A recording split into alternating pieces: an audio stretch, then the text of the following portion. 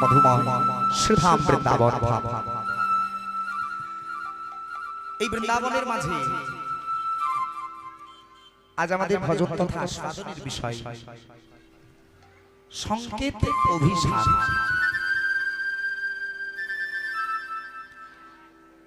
অর্থাৎ গোবিন্দের করা সংকেত দর্শন করে আমার রাধারানীর কৃষ্ণ দর্শনে যাওয়া, গোবিন্দের কৃত সংকেত দর্শনে উদ্গ্রীব হয়ে উন্মাদিনী হয়ে ব্যথিতা হয়ে আমার রাধারানী গিয়েছিলেন শ্যাম সুন্দরের দর্শনে। সেই লীলাটি আজ আমাদের ভজনার বিষয় সংকেত অভিসার। দেখে শ্রদ্ধেয় গৌর ভক্তমণ্ডলী মায়েরা, আমরা উক্ত লীলারসে প্রবেশ করব। সত্যি কথা বলতে আমরা লীলার মাঝামাঝি অবস্থায় বিদ্যমান। আপনারা সকলেই জানেন যে ভগবান শ্রীকৃষ্ণ প্রভাতকালে নিদ্রা থেকে জাগরিত হয়ে মায়ের কাছে ক্ষীর সর নবনী ছানা ভক্ষণ করে তিনি গিয়েছেন গোচারণের লাগি। আর ওই গভীর বনে গভীর অরণ্যের মাঝে প্রবেশ করে সারা দিন নানাবিধ খেলায় তিনি মত্ত। নবীন নবীন খেলা, খেলা মানে এক দুটো হলেও হয়, অনেক অনেক খেলা, নতুন নতুন খেলা। এই নবীন খেলা সাঙ্গ করে নবীন খেলা যখন দেখছেন খেলতে খেলতে খেলতে খেলতে এবার আমার ভগবান শ্রীকৃষ্ণের মনে পড়ে গিয়েছে মায়ের কথা। বেলা অবসান, হরি বল।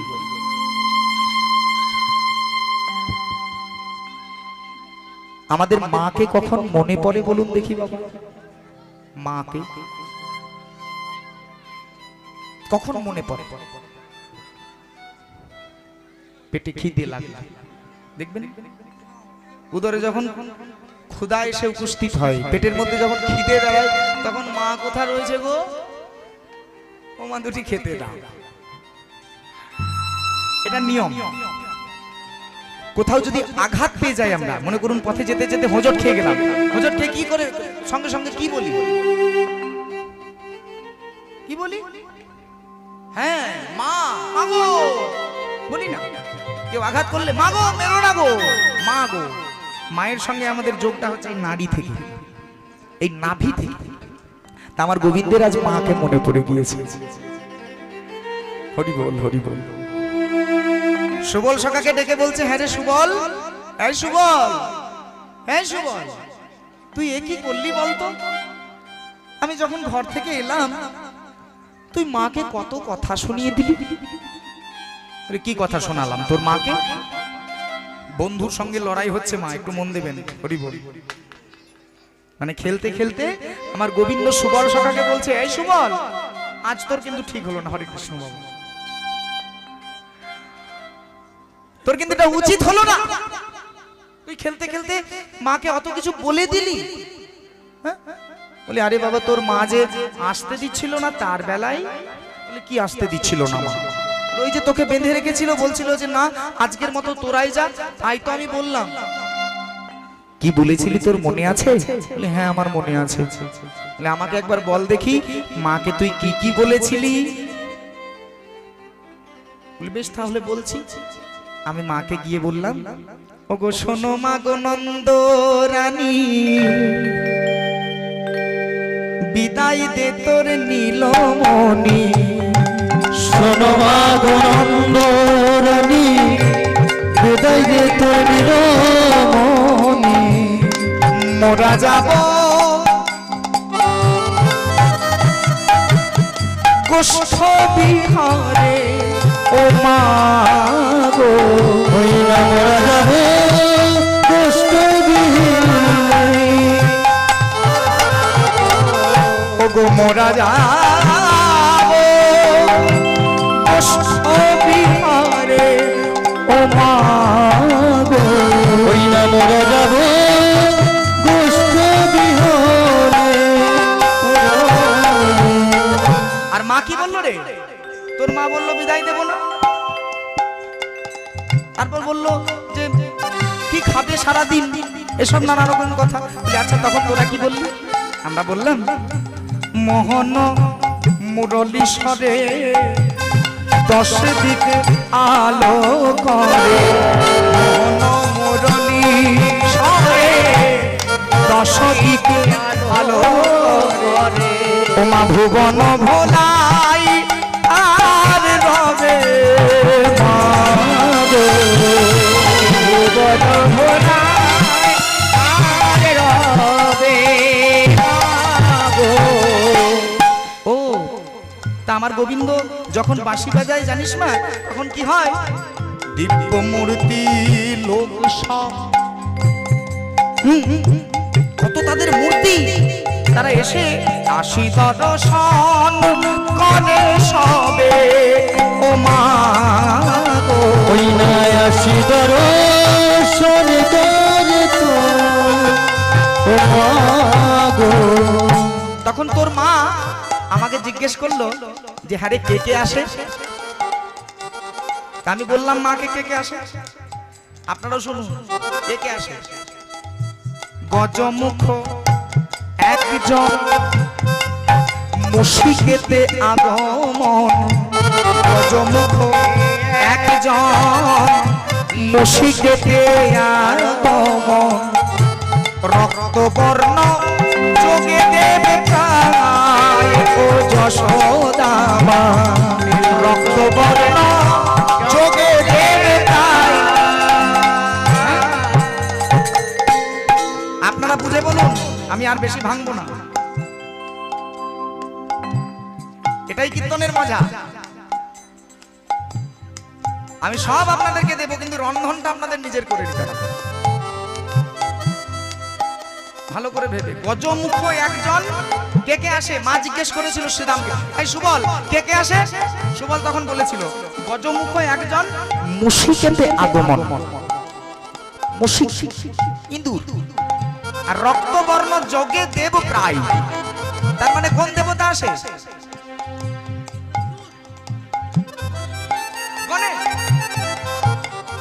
গণেশ ঠাকুর।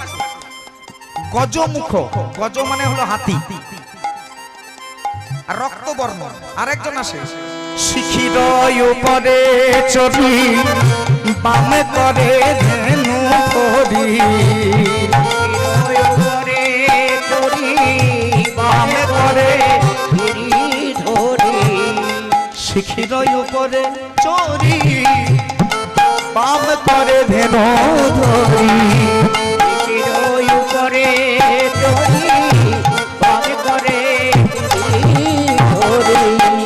রূপে তার ভুবন ভোলায় মা গো, রূপে তার ভুবন ভোলায় কি মা গো, তোমার রূপে তার ভুবন ভোলায় মা গো, ওই না রূপে তার ভুবন ভোলায় মা গো।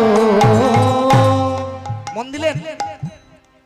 এটাকে এই দেবতাকে কার্তিক। বাহ, তাহলে আর কে আসে রে? আরেকজন আসে। কে আসে? না মহিষাসুর আসে না, ও তো দেবতা না, ও রাক্ষস। আর একজন আসে না, কে আসে? তবে শুনবে, তবে শোনো। ও মা ভস্ময়ঙ্গে বিভূষণ শিরে জটা ত্রিলোচন, ভস্ময়ঙ্গে বিভূষণ শিরে জটা ত্রিলোচন। ভস্ম পুরো অঙ্গে ভস্ম মেরে থাকে। হ্যাঁ গো, ধরে নিয়েছে খেপা। ভস্ম অঙ্গে বিভূষণ শিরে জটা ত্রিলোচন, আর সিংহাডম্রু করয়ে নিশান। সিংহার ডমরু আছে, সে সদাই জপে রাম নাম। ও ভোলানাথ আসে তোদের খেলা দেখতে? বলি হ্যাঁ গো মা। বলে আর কি বলেছিলি রে সীতাম মাকে? বলে আরেকজনের জন্য বলেছিলাম, ওই জন্যই মায়ের রাগ। এই এতগুলো দেবতার জন্য রাগ হয় নাই, এর পরে যার জন্য বলেছিস তার জন্য মায়ের রাগ হয়ে গিয়েছে। আমি বুঝতে পারছি, কেন জানিস আমার হোঁচট খাচ্ছে, হেঁচকি পাচ্ছে। ওই কার কথা বলেছিলাম বলতে কি, মায়েরা বুঝতে পারলে বলবেন। ওমা স্বর্ণকান্তি শশী মুখী ভালে তার তিন আখি, স্বর্ণকান্তি শশী মুখী ভালে তার তিন আখি, স্বর্ণকান্তি শশী মুখী তিন আখি। সোনার মতো রং, চাঁদের মতো মুখ, তিনটে নোখ।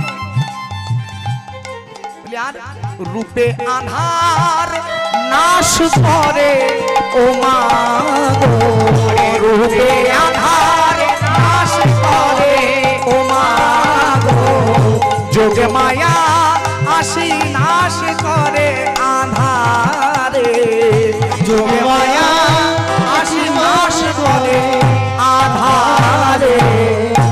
আধার হয় না, যোগ মায়াও আসে। হ্যাঁ গো মা, আর কি করে রে, কোলে লয়ে গিরি ধরে। এই দেখো দিদি আমার যেমন কোলে নিয়ে আছে, কোলে লয়ে গিরি ধরে, ননি খাওয়াই 10 করে। কোলে লয়ে গিরি ধরে, ননি খাওয়াই 10 করে।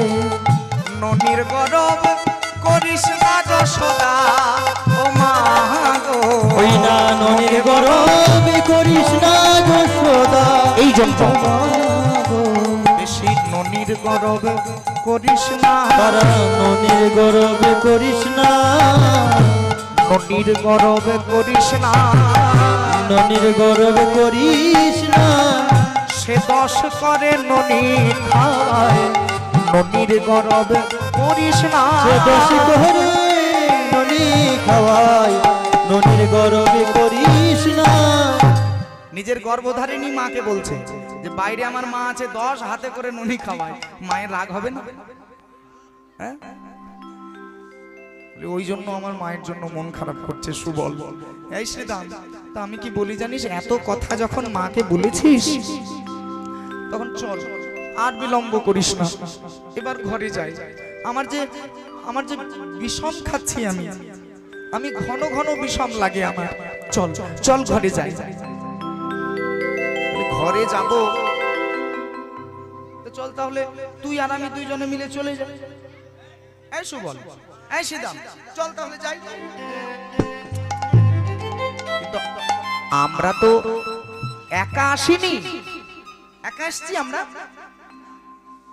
আমাদের সঙ্গে 9 লক্ষ ধেনুপাল আছে, সুদাম সুদাম দাম বসুদাম সহ শত সহস্র সখা আছে। তাদের কি হবে একবার ভেবেছিস? তুই এক কাজ কর, তুই তোর ধেনু বৎসগুলিকে ফিরিয়ে আনার ব্যবস্থা কর। তোর ধেনু বৎসগুলো যদি ফিরে আসে, এই ধেনু বৎস ফিরে এলেই আমরা সকলে মিলে গৃহাভিমুখে রওনা দেব, আমরা আস্তে আস্তে ঘরে যাব। বেশ, তাহলে আমি আহ্বান জানাচ্ছি সেই ধেনু বৎসদের। এই বলে আমার গোবিন্দ কি করলো জানেন না? ওগো চাঁদে মুখে বেনো দিয়া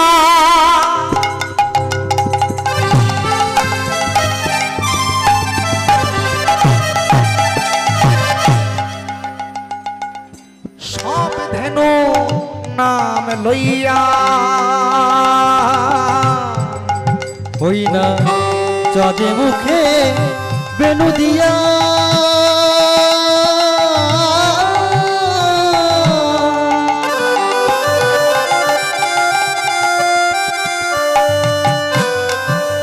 সব ধেনু নাম লইয়া,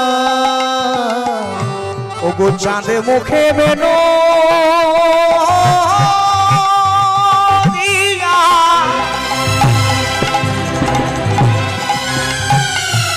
ওরে ধবলি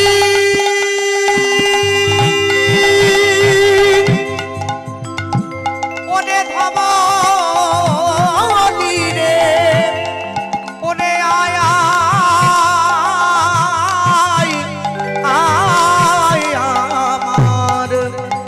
আমার কাছে ওরে চাঁদের মুখে বেনো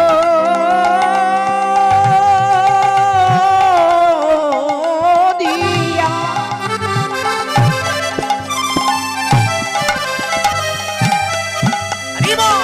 আরে সবে ভেনো আমি লইয়া ওগো চাঁদ মুখে বেনো বেনো বেনো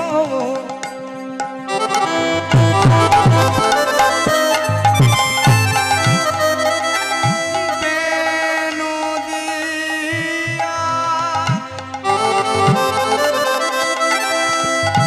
সব ধেনু এক এক নাম ধরে ডাকছে সব ধেনু নাম লইয়া ওই না চাঁদে মুখে বেনু দিয়া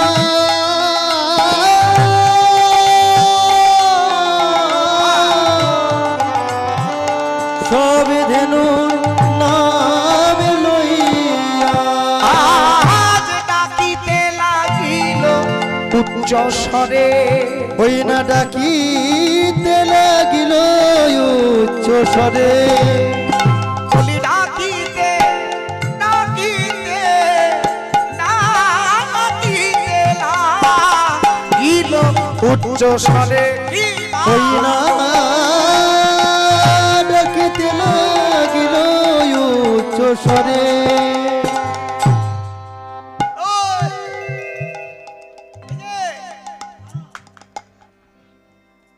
বলি আই ধবলি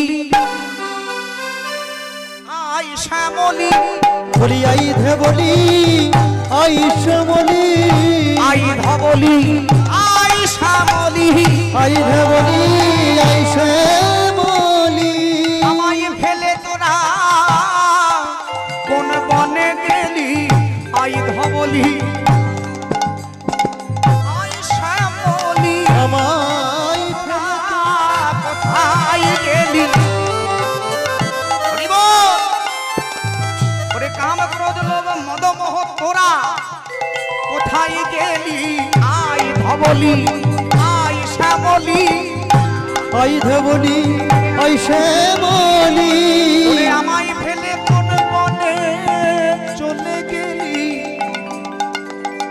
এখানে একটা ছোট তত্ত্ব লুকিয়ে আছে বাবা আখরটার মধ্যে আশা করছি অনেকে লক্ষ্য করেছেন প্রভু একবার বলছেন আই ধবলি আই শ্যামলি এই ধবলি শ্যামলিটা কে কেনই বা তারা হারিয়ে যায় আর তারা হারিয়ে গেলে তাদেরকে কেমন ভাবে খুঁজতে হয় এটা জানাটাই দরকার আজ আমাদের লীলার বিষয়বস্তু যদি আপনারা বৈষ্ণব সমাজ ভক্ত মায়েরা অনুমতি দেন তাহলে আমি তত্ত্বটি একটু উন্মোচন করি কি বলেন মায়েরা একটু হরে কৃষ্ণ আই ধবলি আই শ্যামলি বৃন্দাবন শ্রীকৃষ্ণ নবলক্ষ ধেনু শত সহস্র সখা যমুনা তট এগুলো সব কোথায় কোথায় আছে গো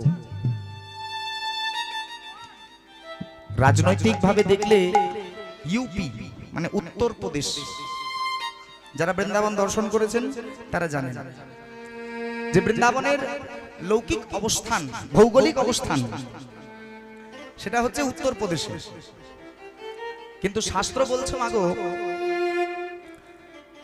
যে বৃন্দাবন সেটা একটা বৃন্দাবন বটে সে বৃন্দাবনে প্রভু হয়তো লীলা বিলাস করেছিলেন দাপর যুগে কিন্তু সেই দাপর যুগে লীলা বিলাস করার পর যখন তার লীলা পরিপূর্ণতা অর্জন করলো তার লীলা যখন সফল হলো তখন তিনি লক্ষ লক্ষ কোটি কোটি সহস্র কোটি বৃন্দাবন নির্মাণ করলেন লীলা করার জন্য 84 ক্রোশেতে ব্যাপ্ত শ্রী ব্রজমণ্ডল কৃষ্ণ তত্ত্ব রসামৃত জ্ঞান মঞ্জুরি এই গ্রন্থটিতে বলা হলো বাবা যে বৃন্দাবন কোনটা বৃন্দাবনের পরিচয় কি কোনটাকে আমরা বৃন্দাবন বলে ধরবো 84 ক্রোশেতে ব্যাপ্ত শ্রী ব্রজমণ্ডল শ্রীধাম বৃন্দাবন হয় তার মধ্যস্থল শাস্ত্র বলছেন 84 কোষের বৃন্দাবন আপনি যদি আপনার নিজের দেহটা মাপেন বাবা 84 আঙ্গুল দেহ 84 কোষের বৃন্দাবন, 84 অঙ্গুলি বিশিষ্ট দেহ। মানে 84 অঙ্গুলি মানে আমাদের আঙ্গুল আছে 20টা, কিন্তু 84 কোষের বৃন্দাবন। যে কোনো আঙ্গুল দিয়ে মাপলে হবে না, এই বুড়ো আঙ্গুলের এই গাঁটটা, এই যে একটা গাঁট হচ্ছে না বুড়ো আঙ্গুল, দেখুন বুড়ো আঙ্গুল কিন্তু সবার সমান নাই, আচ্ছা কোনো জায়গায় সরু, কোনো জায়গায় মোটা। এই যে গাঁট, এই গাঁটের হিসাব আমার গুরু বলেছেন, মেপে দেখিয়েছেন। যারা দেহ শিক্ষা করতে যায় তাদের কাছে আগে এগুলো শিক্ষা দেয়। কীর্তনের আসত্য বাবা বলার অধিকার আমার নাই। তাহলে এই গাঁট, এই গাঁটটা দিয়ে মাপতে হবে। এই গাঁট, এই গাঁট, এই যে গাঁট, এইভাবে মেপে যেতে হবে। তাহলে এই দেহটা হচ্ছে 84 আঙ্গুলের দেহ। আমি আপনারটা মেপে দেব, আপনি আমারটা মেপে দেবেন, মিলবে না। আপনার দেহ আপনাকে মাপতে হবে, আমার দেহ আমাকে মাপতে হবে। তাহলে আমাদের 84 কোষের বৃন্দাবন হলো এই দেহটা। এর মধ্যে কৃষ্ণকে, কৃষ্ণ, কৃষ্ণ দেখে একবার বলুন তো, কৃষ্ণ কৃষ্ণ লয়, হরে কৃষ্ণ এটা না, কৃষ্ণ উচ্চারণটা হচ্ছে কৃষ্ণ। কৃষ্ণ ধাতু আর অনট প্রত্যয় ব্যাকরণের শব্দে। এই কৃষ্ণ লিখতে গেলে কৃষ ধাতুর সাথে অনট প্রত্যয় যোগে হয়েছে কৃষ্ণ। বাবা এই কৃষ্ণ শক্তিটাকে, কৃষ্ণ শব্দটা এসেছে কর্ষণ থেকে, কর্ষণ থেকে কৃষ্ণ। এই দেহের মধ্যে সর্বদা কর্ষণ একটা চলছে, অনুলোম আর বিলোমের মাধ্যমে, প্রাণ এবং অপানের মাধ্যমে। হরি বল, এটা হচ্ছে আমাদের কৃষ্ণ শক্তি। প্রাণ এবং অপান বায়ু, এই প্রাণ আর অপান, প্রাণ আর অপান, প্রাণ আর অপান, এই বায়ুর শক্তিটা, এই বায়ুর চলনটাই হচ্ছে কৃষ্ণ শক্তি। এবার যে বাবা বায়ু, এই বায়ুর অবস্থান দ্বারা গোবিন্দকে ভজন করা যায়। যখন কথা এলি তখন একটু বলে গেল, রেচক, পূরক, আর একটা দম আছে সেটা হচ্ছে কুম্ভক। এই কৃষ্ণ শক্তির মাধ্যমে, কৃষ্ণের অবস্থানের মাধ্যমে নিতাই গৌর হরি বল, এই সাধের বৃন্দাবনে গোবিন্দের খোঁজ পাওয়া যায়। এই বৃন্দাবনের মাধ্যমেই রেচক, পূরক, কুম্ভক। রেচক মানে হলো ফেলে দেওয়া, পূরক মানে হলো নেওয়া, আর কুম্ভক মানে হলো ফেলবো না আর নেবো না, মানে দেবো না নেবো না। এই বীজ মন্ত্র, ক্লিং বীজ মন্ত্র জপে যদি আমরা এই বায়ুর সাধনা শিখতে পারি, তাহলে বাবা আমরা কৃষ্ণকে বাঁচাতে পারবো, কৃষ্ণের দর্শন পাবো। এখানে ড্রাইভার আছেন কেউ? ড্রাইভার হরি বল, ড্রাইভার কেউ নেই যে গাড়ি চালায় এমন নেই? যদি থাকেন তাহলে জানবেন যে যত যত উন্নত মানের গাড়ি উঠেছে বাবা, সব গাড়ির এখন হাইড্রোলিক ব্রেক। হাইড্রোলিক মানে হাওয়া চালিত ব্রেক।